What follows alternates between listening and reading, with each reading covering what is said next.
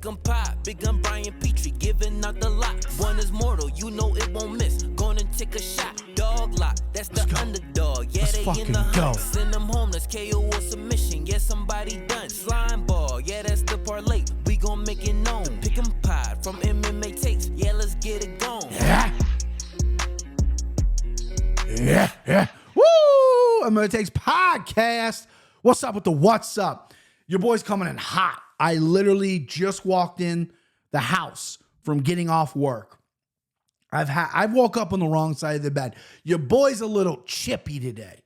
Got a chip on his shoulder, and goddamn, I gotta talk about it. I gotta do something. You know what I mean?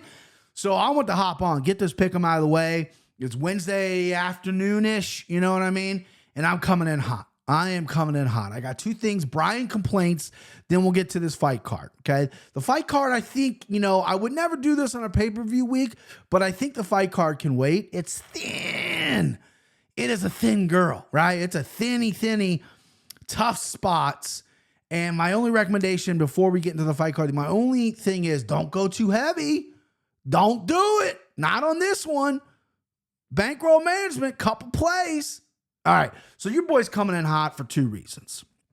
Let's start with the United States Postal Service. You fucking crooks. So I'm waiting for something in the mail, right? And where I live, we've been here 7 years. After the first 2 years, I decided to sign up for informed delivery. If you don't know what it is, I'm about to tell you. The Postal Service takes a picture of every mail that's coming to your mailbox that day. They scan it, whatever, and they email it to you.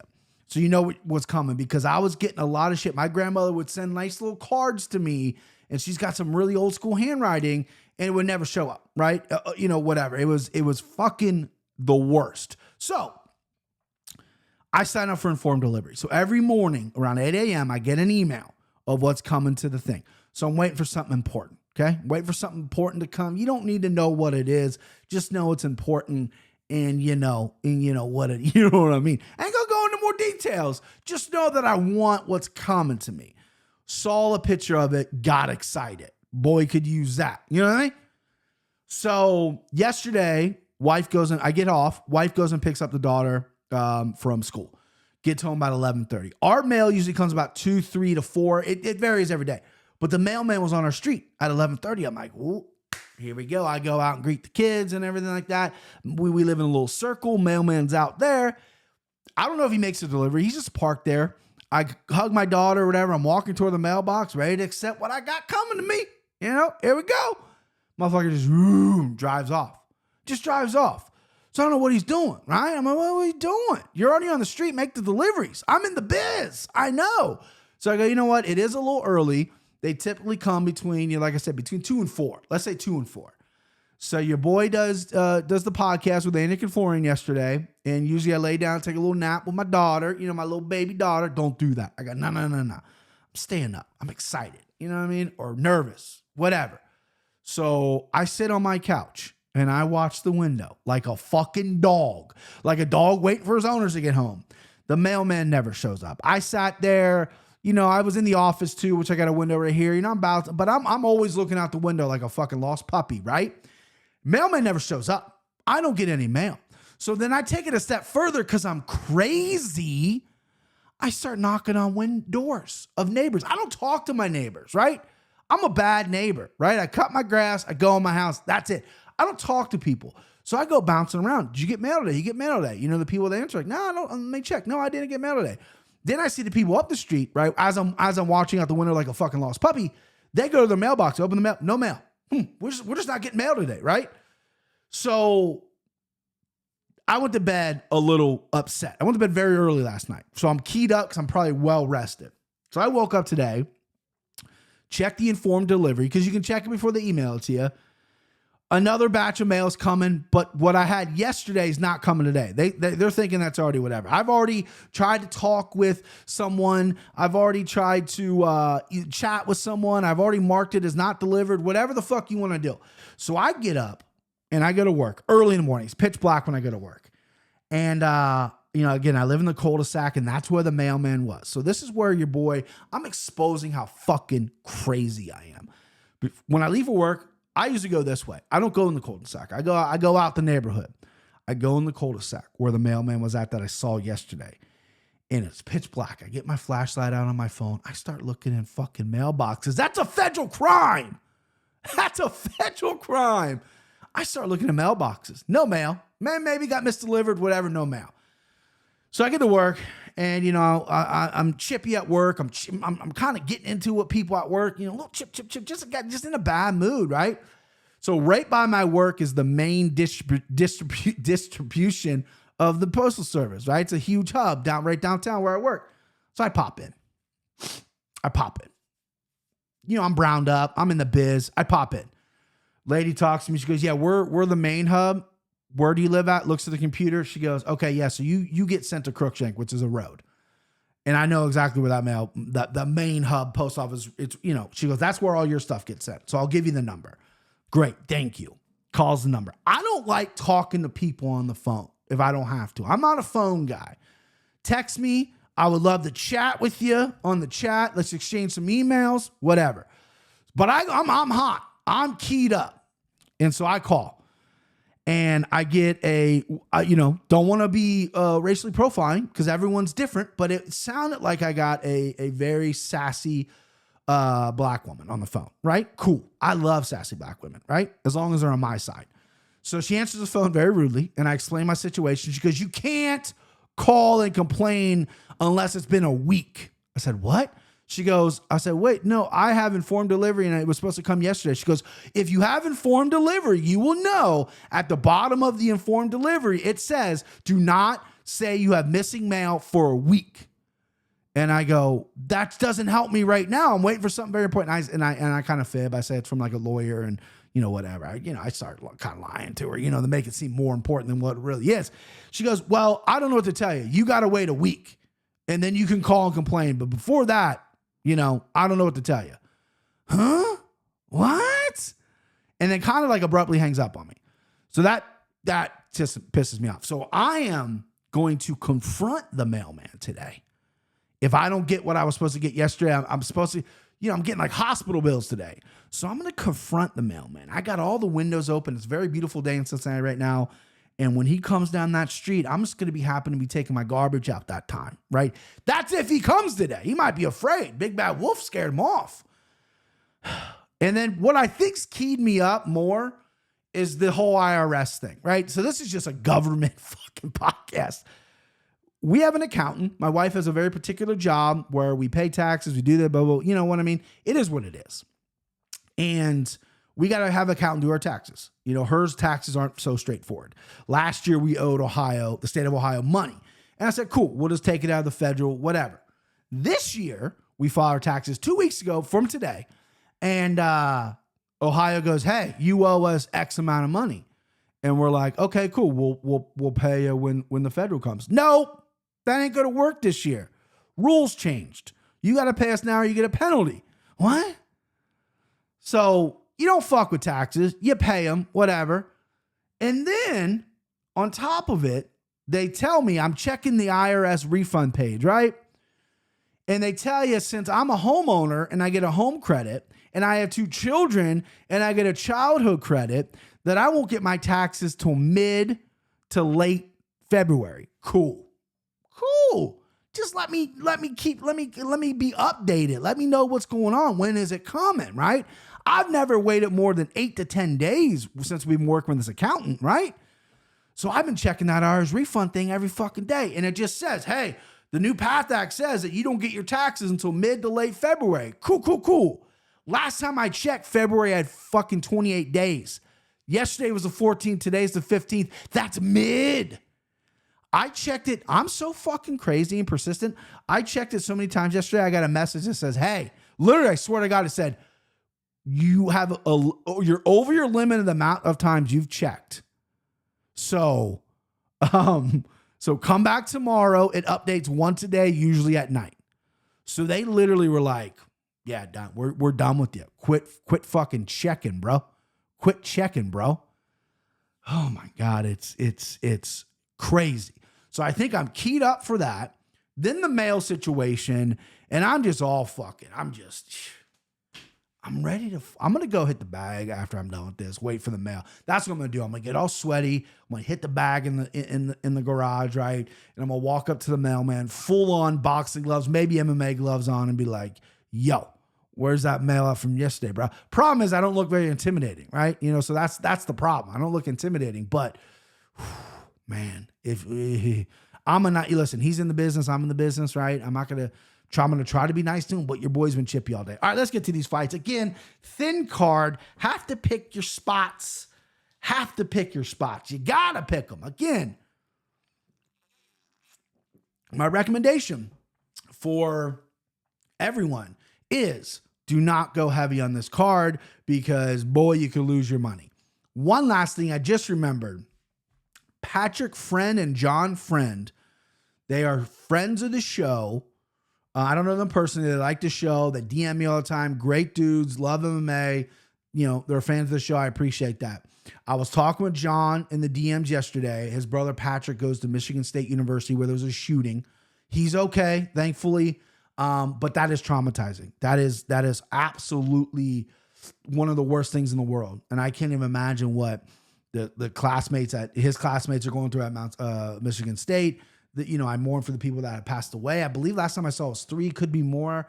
Either way, though, shout out to Patrick Friend. Thank you for being a friend of the show. I mean, I had to do it. And I hope you keep your head up, man. I know that's an impossible situation. I've never been through that.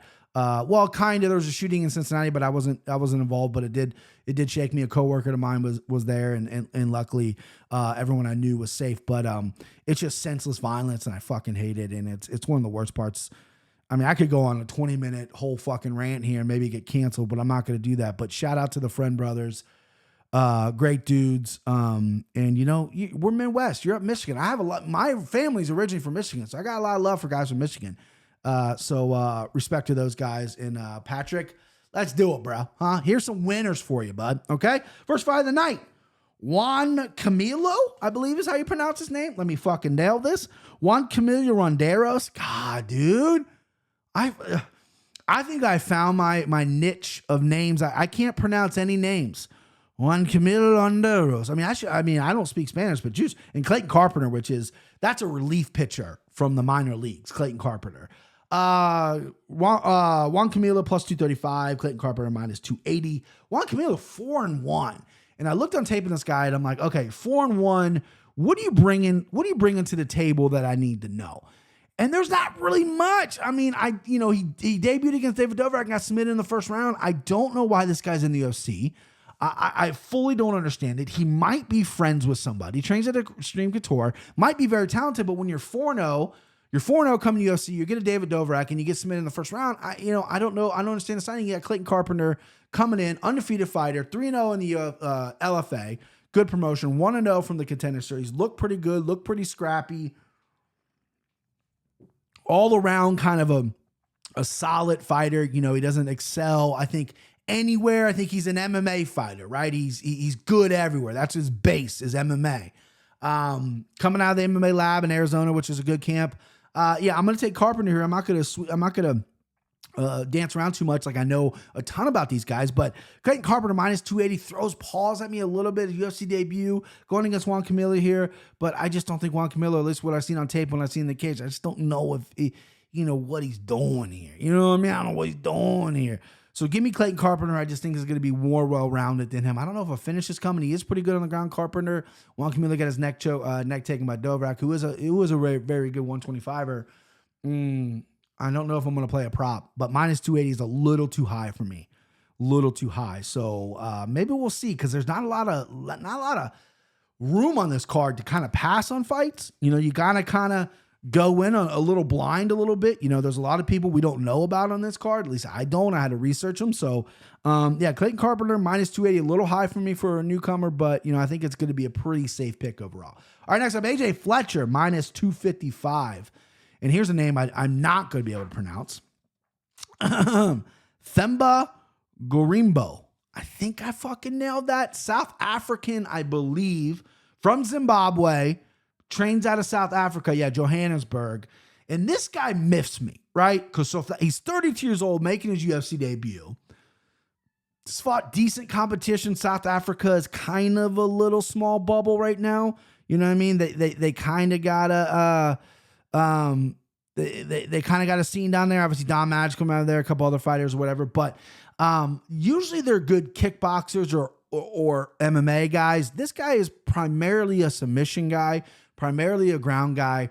32 years old, just now getting a shot in the UFC. I don't love it, if I'm being honest with you. AJ Fletcher, though, this guy's been a disappointment since the Contender Series.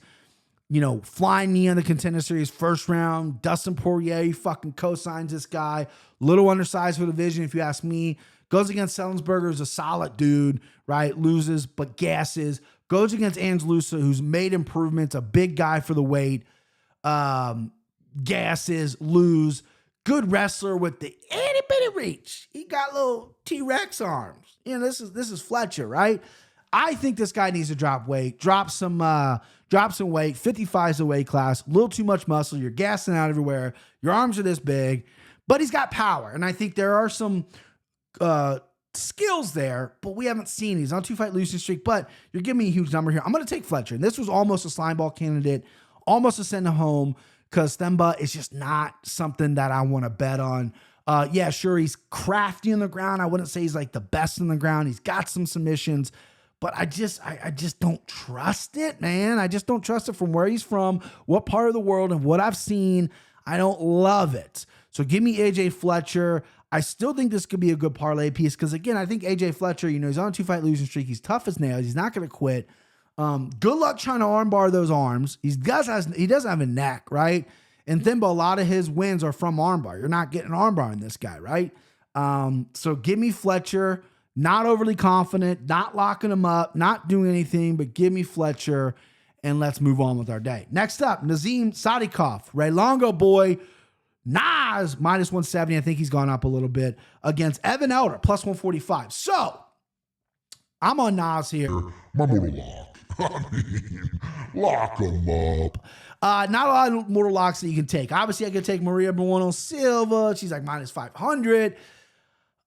You know, obviously Andrade is a solid pick as well. We'll get to that. But minus 170 on Nas, who looked great on the Contender Series, coming from a high-level camp, training machines. Name one person that's come from Longo's camp that isn't well-conditioned, well-trained, everything, right? This dude has a knockout in the third round over that dude with a great story from Afghanistan. That's now a Team Alpha Male guy. Nas dominated the entire fight, put him out in the third round. And Evan Elder is just a guy that's never really just kind of jumped off the page to me. I think he's kind of basic. Coming from the Kill Cliff FC camp down in Florida, training with some good guys, but Preston Parsons' decision loss, yeah. Your last win was against a guy who's 9-16 by strikes.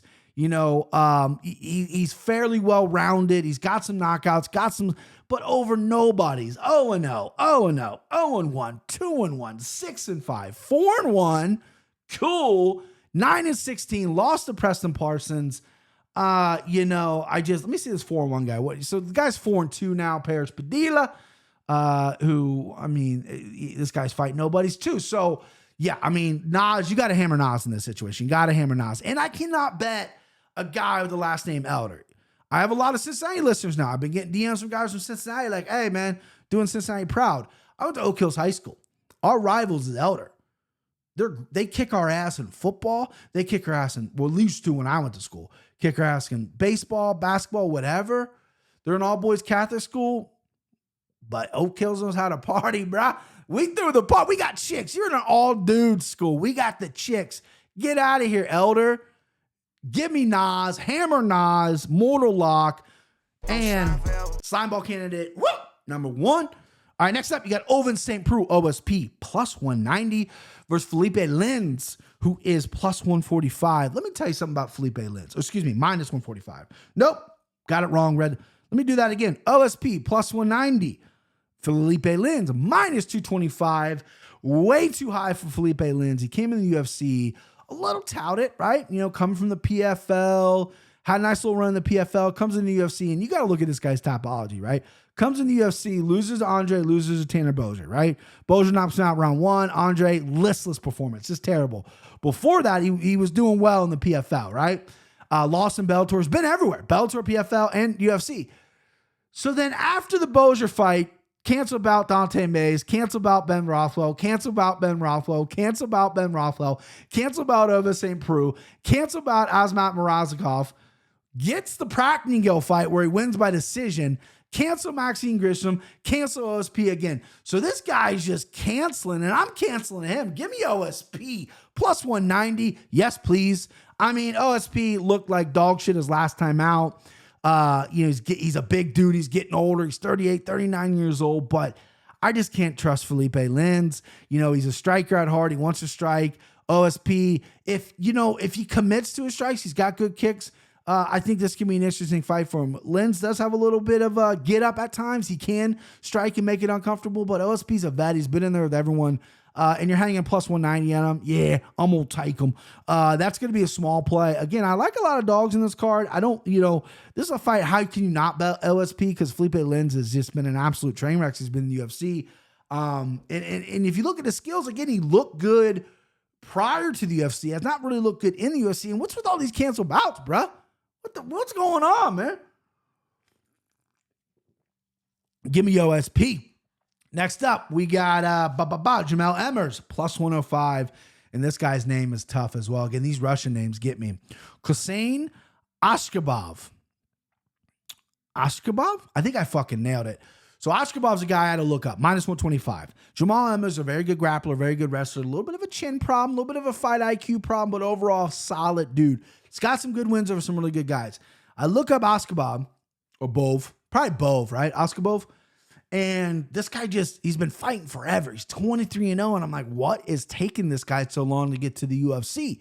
He's been fighting since 22. He's been fighting for 13 years? What was it? Should have wrote that down, man. He's been fighting since 2012. 11 years he's been fighting. He's undefeated.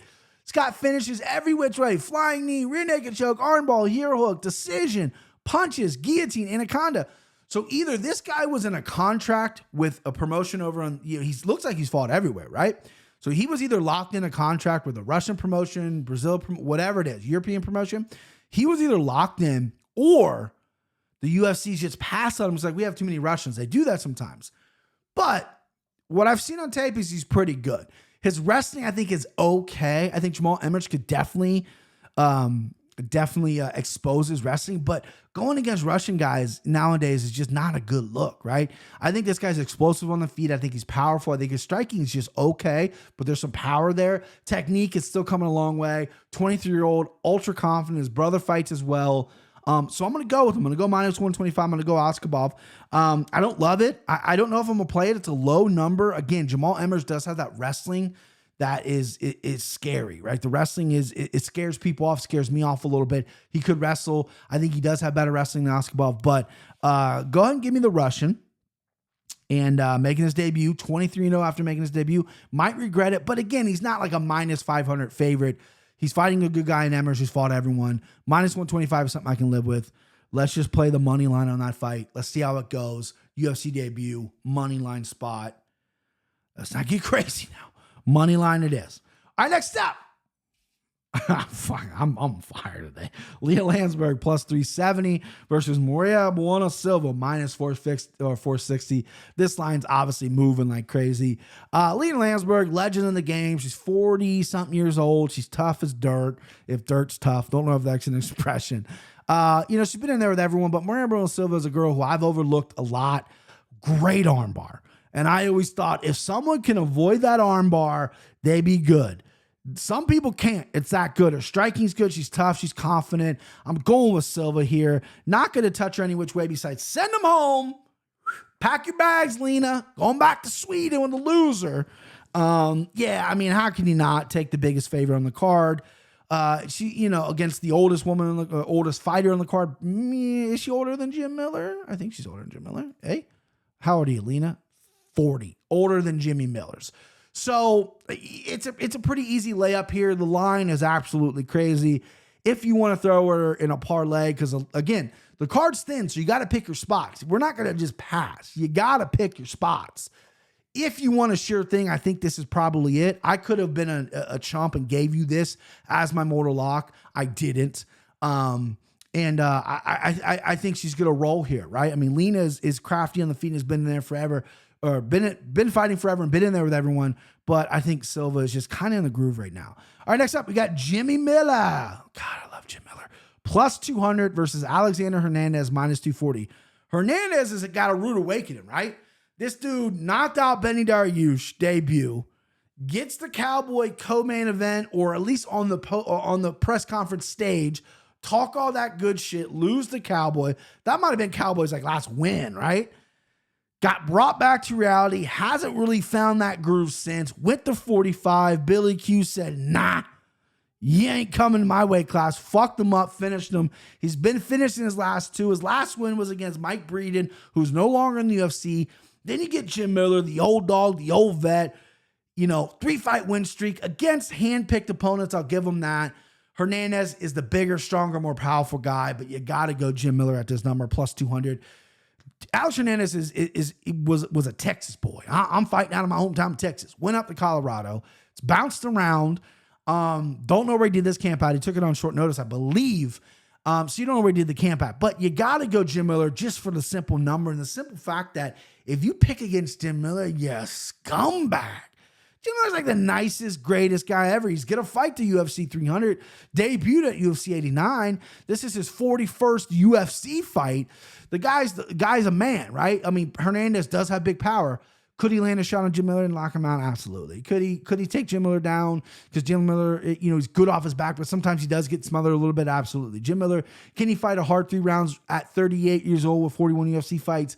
Possibly not, right? There's a lot of ants. But when you're hanging Jim Miller plus 300, the guy can crack. The guy's crafty. What he lacks for in speed, he has in timing.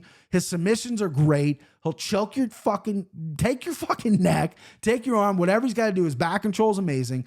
So yeah, I'm going to take Jim Miller. Alex Hernandez is better come out here and play it safe. He better play it safe. And if the numbers were closer, I maybe would take a look at Hernandez as maybe a minus 135. Minus 240 is just way too high for a guy who's battling some kind of crisis right now mentally. You know what I mean? I just can't do it. Next up, Thick Willie, William Knight, minus 110 versus Marcin Practico, minus 110. Dead pick 'em. I love pick 'em fights. I hate this one. I have no idea. William Knight missed weight 2 fights ago by 12 pounds. Last fight was at heavyweight, looked like shit, got knocked out by Devin Clark. The fight that he won against Alonzo Menefield, his last win, he looked like shit. I thought Menefield won. So this is a scales fight. You got to watch the scales. My pick right now is Practico. I don't like Marcin Practico. I think when he came to the UFC with a little bit of hype, he's overrated. Got knocked out 3 times, got 2 wins, coming off of Felipe Lin's loss. His striking's just okay. He's got good kicks. His hands are a work in progress. Don't know much about his ground game, but he is a bigger guy. William Knight's short and thick. I think the reach is obviously on Practico's side. If he stays at distance, it's going to be great. William Knight's going to need to throw those haymakers, get in close, take the fight to the ground. That's a good path to victory. But what fucking kind of shape are we showing up in here, Willie? Thick Willie, you better weigh 204.5. Don't come in at 206. Don't take that pound allowance. Let people know you're for real coming at 204.5, half pound under the limit, and let people know Thick Willie's back, right? Because I think William Knight, he's athletic, he's strong, he's powerful. He could win this fight. But what we've seen the last couple times out, I don't know if he's winning this fight. So give me Practico. If he wins, it'll probably be by a boring-ass fucking decision. This is probably going to be a pass. I don't like passing on pick'em fights. I love picking them, and I like being right. But God damn it, I don't know the side on this one. I don't even know how to attack this fight. Give me Practico for the reach. But dude, if he gets hit one time, he folds like a lawn chair. Man, give me Practico. I may switch my pick, which I never, ever, ever do. But give me Practico right now. All right, next up, Josh Parisian versus plus 195 versus Jamal Pogues. Pogues? I think it's Pogues. I got a kid went to high school. His last name was like that. It was Pogues. Minus 230 for Pogues. Jamal Pogues, 2-time Contender Series winner. Didn't get signed the first time. Went back, got signed on a thin card. Heavyweight, long, good striker. Comes from the Joe Stevenson camp out of California. Seems like he has decent cardio for a heavyweight. Fought 2 good guys in the Contender Series where he won. He didn't beat scrubs. He won against some decent competition. Then you get Parisian here, man. Look at Parisian's UFC record. Let's just look at his record, right? Another Contender Series alum. He's 6'4". He's an inch taller than Pogues, who's 6'3". What's the reach? 79 on Parisian. Let me look at Pogues because that's going to matter here. 77. 2 inches. We're going to be okay. Because the athleticism side's on Pogues. All right, so look at Parisian's UFC record, right? He's 2-2 in the UFC. He's another 2-time Contender Series fighter, which I forgot about. So he comes in the UFC, loses to Parker Porter. The Steakhouse, baby! Parker Porter, who's probably not going to be with the UFC anymore, although it is the heavyweights. Then he gets a split decision win over Rogue Martinez. Rogue Martinez is like 5'6", heavyweight, right? And he got a split decision over Rogue. Dontel Mays lost. Elbows from Crucifix. Dontel Mays has really upped his game. His grappling has gotten tremendously better. But round 3, Crucifix, is going to happen. Alan Baudot, who's maybe one of the worst fighters UFC's ever signed. Ground and pound round 2. Round 1 was competitive. So then you get Jamal Pogues, who I think does have good stand-up, good kicks, decent striking. Parisian, I think, is going to maybe want to slow it down and try to get him to the ground, but I don't think that's going to happen. So give me Pogues here, man. Give me Pogues, another Slimeball candidate. I hate betting heavyweights, man, but, this could be a live bet too if Parisian starts to kind of maybe take over, because Pogues, I think, does have good gas, but, at least he's shown it. He can go 3 rounds. He did in the Contender Series, but, again, this is UFC level. This is different. I'm going to stay confident with Pogues. This is small nuts on your table. Shouldn't be 230, even though Josh Parisian is not good. He at least has UFC experiences, but his 2 wins, he barely got by 5'6" Rogue Martinez. And then Rogue Martinez might not be 5'6". He's very short for the division. And then Alan Baudot, great. You finish him in the second round. Who fucking cares, man? Give me Jamal Pogues. I like what I've seen. His biggest issue in his career is when guys get him down and submit him. Parisian might be a fucking McDonald's black belt somewhere. I don't know. I don't see that happening. I see it being a stand-up battle, and I see Pogues probably winning a decision here. God, man, am I really going to have the Slimeball rely on a decision? I guess, man. I mean, what other options do we have? It's Jamal Pogues. Fuck it. We'll go heavyweights. Nuts on the table. My daughter, I share this on Instagram. She came up to me. She has this little clay set we got her for Christmas. She goes, I hope your slime bets won.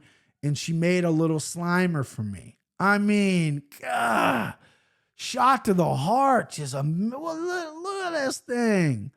Unbelievable. So I got it sitting on my desk. So I'm staring right at it. It's telling me Jamal Pogues, babe.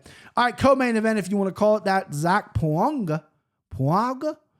Minus 275 versus Jordan Beverly Hills Ninja Wright plus 230. So the play is the under. The under 1.5 is the play. And I happen to have that number because Slimeball candidate. Boop. Minus 180. That's the play. Under 1.5 is the play. Paga got knocked out by Mo Usman. Looked okay. 34 years old. Only has 6 fights. Jordan Wright comes out of bat out of hell. The guy is just intense the entire time he's there. He's got good weapons. Offensively, Jordan Wright's good. Defensively, no. Chin, no. Cardio, no. Fight IQ, no. But he's got that one thing. He knows how to come forward. He knows how to hurt you. Pongo coming off a knockout loss over Usman. He's not untouchable. He's crackable. Jordan Wright's can probably knock out anybody within the first 2 minutes. That's how dangerous he really is. He fades, and then the fight IQ goes. Defense goes. Chin goes. I've never, ever, ever picked Jordan Wright. Ever. I'm not going to bet Jordan Wright. Maybe I'll bet on my knockout. Maybe I will talk myself into that. But the pick is Jordan Wright. That's the dog pick. Dog pick's Jordan Wright. Right? Did I give you my send him home? Yeah, okay. So I got okay, I'm getting confused. We'll go over the locks at the end of the show. Jordan Wright's the pick, but the real pick's the under 1.5 at minus 180. Let's go. Take it to the bank. Main event. Jesus Christ. What a main event, right? By the way, I keep looking out this window. If that fucking mailman show, I don't care if I'm recording. I don't care. You guys will take a little bit of a break. If I had a long enough cord, I'd bring the fucking mic with me so you can hear me at the conversation with him. Dead air. Dead air. All right. Main event. Jessica Andrade, minus 190. Aaron Blanchfield, plus 160. I got these yesterday. MMA Twitter loves Blanchfield. Everyone that I see that makes plays is on Blanchfield. So let me get an updated line for you. Jessica Andrade, minus 150. Aaron Blanchfield plus 130. Now, I broke this down in the Anakin Foreign, so I've done my due diligence. And I love Jessica Andrade. One of my favorite fighters on the roster. She's amazing, exciting, incredible. Aaron Blanchfield is like one of my number one prospects that I have a real keen eye on. She's very good. Kieran, MMA Takes number one fan on YouTube. Kieran, my guy Kieran, DMs me almost weekly, almost every other day. I would definitely weekly, almost every other day.